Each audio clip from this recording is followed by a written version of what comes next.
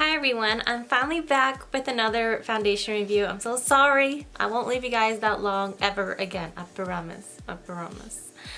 Okay, so today I'm going to review the Charlotte Tilbury Magique foundation.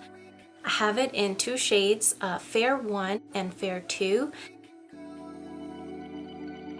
You can see my pores, my freckles, sunspots, redness. I don't know what the heck this is. This is dark spots. Okay, we'll go with that. Just a little redness right there. I have a lot of texture from acne scarring from the past. I don't know if you guys can tell, but you know, I can definitely feel the textures. So we'll see how the foundation sits on top of all of those textures.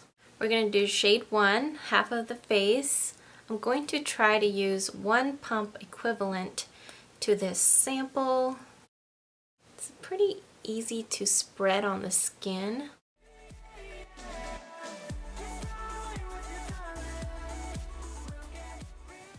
Okay, I think this is a little too wet. Let me squeeze a little more on my pants.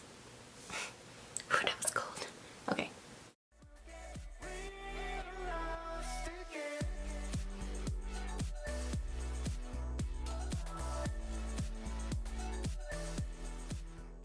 I think the coverage is pretty high.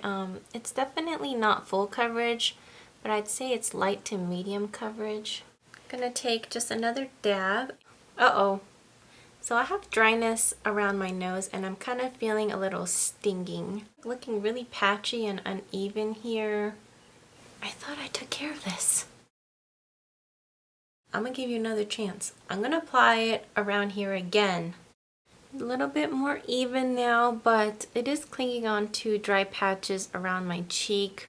So here is both sides. One side with about maybe a full pump of foundation and then the other side with no product on. You see all this redness on this side and my freckles and sun damage. And over here, it's pretty flawless. You can barely see my freckles anymore too. Surprisingly, it didn't cling on to dryness around my nose with the sponge, but the cheek area is patchy, so it probably does require like a smoothing primer. It's just so uneven, patchy, and I feel like you can see the redness like just right here. Isn't that weird? Like everywhere else is smooth. You see, there's like this random patch. This is not a very even application. I mean, the coverage is there. You can see the redness. It's a little patchy. My pores aren't as blurred here than this side. What the heck? You see how big my pores look? Then here it's like flawless. Pores. Flawless. Feels like scaly. My skin doesn't feel like that, but the foundation makes it feel scaly. I'm just put another dot. Although it's a matte foundation, you do have time to like work with the product. It doesn't dry down completely matte that fast. I did apply like more product here, and I think all it did was make it more cakey. It didn't apply evenly either. You see, it's like patchy, scaly. It feels very drying.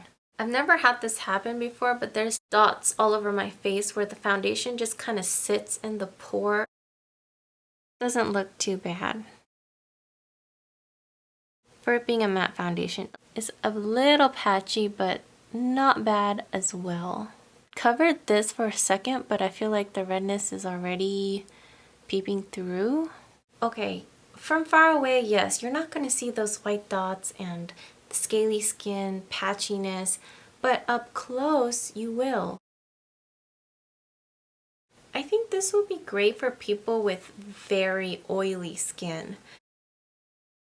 Alright, so I'm gonna check back in a couple of hours and let you guys see how this foundation is wearing. I'll see ya!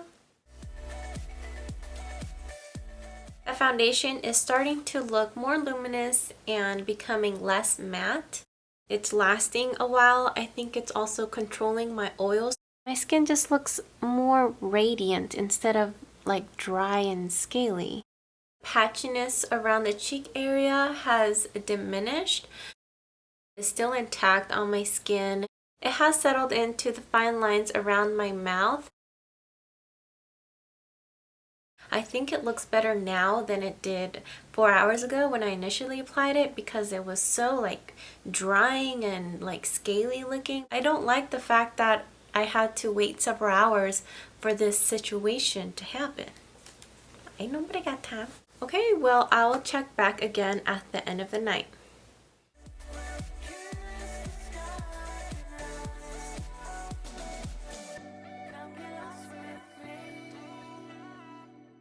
You see, it's cakey. Definitely rubbing off here too. I can see my redness.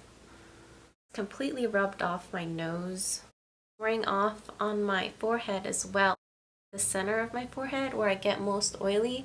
So maybe it's not that long wearing because I've been inside most of the day in AC. It may not last for those of you that have really busy days going in and out of the house, you know, in and out of your car, all kinds of places, taking your kids to, I don't know, piano lessons. What do you guys do these days? Still settled into these fine lines. I see that where the concealer met my foundation is just like looking kind of cakey around that area, but that's because there's more product on. So if you're one to pile on products on your face like concealer, cream contour, and a lot of stuff, this foundation might not make a nice base for all those other products. It doesn't go on evenly.